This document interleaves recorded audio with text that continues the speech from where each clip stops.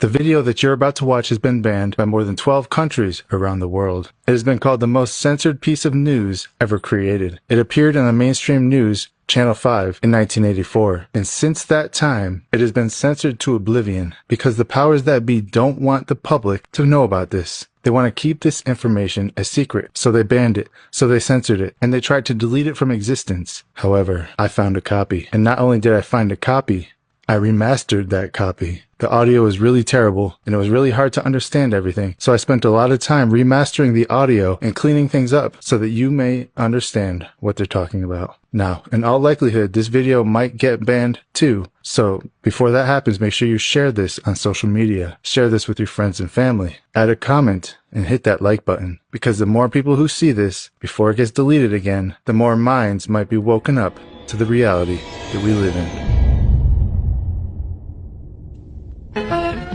Live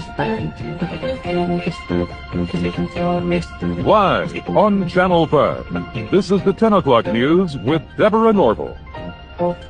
Coming out revealing secret negotiation between the Nazis and the Zionists in 1933, which allowed German Jews and their assets to go to Palestine. Rich Samuels joins us tonight with the story of the controversy behind the book and the author's struggle to write it. Rich? Deborah, with the rise of Adolf Hitler to power in the spring of 1933, the Jews of the world were faced with a dilemma.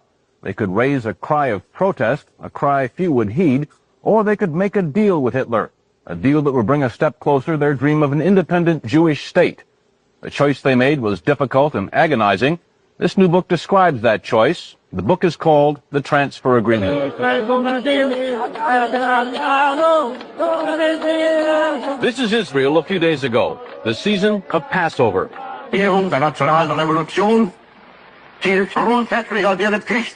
And this is Germany 51 years ago, the blossoming of Adolf Hitler's springtime. A key factor in the vitality of today's Israel, the book's author argues, was an agreement reached in 1933 between a group of Zionists and the man who would later try to kill every living Jew. The great irony is that Adolf Hitler became the chief economic sponsor of the State of Israel. It will be an argument against, and a wrong argument against Zionists. Some who lived through those times fear the response to this book. The parents of the author feared its very writing. When your son came to you and said he was going to write this book, what were your feelings about his undertaking? I told him he's not my son anymore. Why did you say that? I told him I'm going to fix you. As though he were dead? That's right. I told him I don't like it. Because as being a Jew, I didn't want something to uncover on my own people. I was buried in a grave with only 7 people. I was 7 times captured. Edwin Black's parents are Holocaust survivors. For what?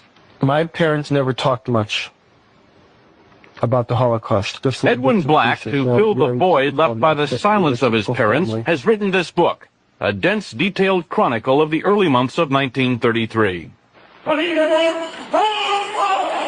January 30th, 1933. Hitler becomes Germany's interim chancellor. The Third Reich has begun.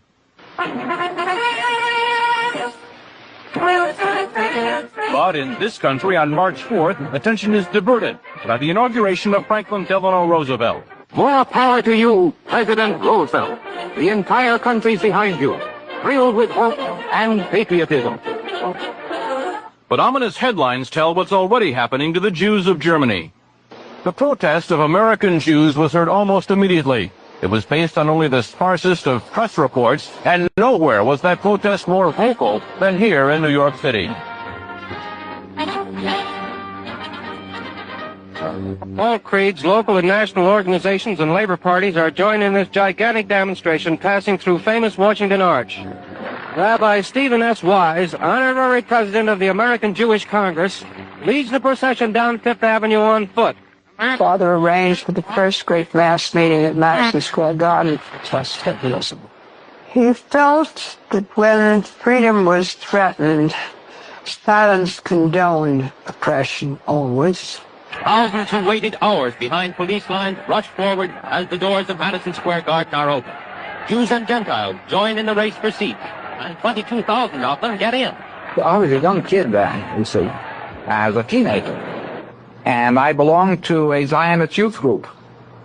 And we were all summoned to go to that rally. Well, it was a very agitated crowd.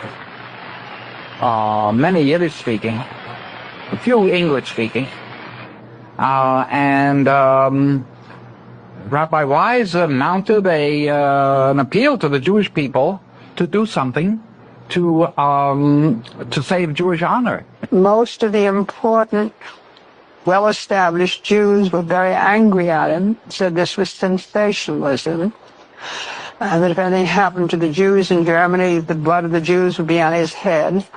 Dr. Stephen S. Wise, rabbi of the Free Synagogue and a national leader of liberal thought, speaks in behalf of the Jews of the United States. This is not a Jewish pity.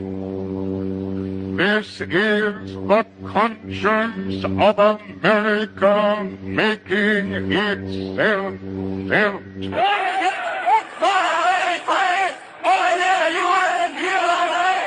The conscience of Nazi Germany made itself felt 5 days later. Across the Reich, Hitler's troops shut down Jewish-owned businesses for 24 hours. Within days, American Jews marched calling for the boycott of all German exports. Jews throughout Europe echoed that call, so did Jews everywhere. But a group of Zionists at the same time was quietly negotiating an agreement with the Nazis to allow the immigration of German Jews and the transfer of their assets to Palestine. That deal, reported in August 1933, was the transfer agreement. Palestine, sparsely settled by Jews at the time, was radically changed as a result. I lived in Palestine from 1933 to 1936, and we saw every week transports of German Jews coming to settle in Palestine. And many new professions were introduced by then into the country, and they played a leading role in making Palestine then a more advanced and progressive country. Israel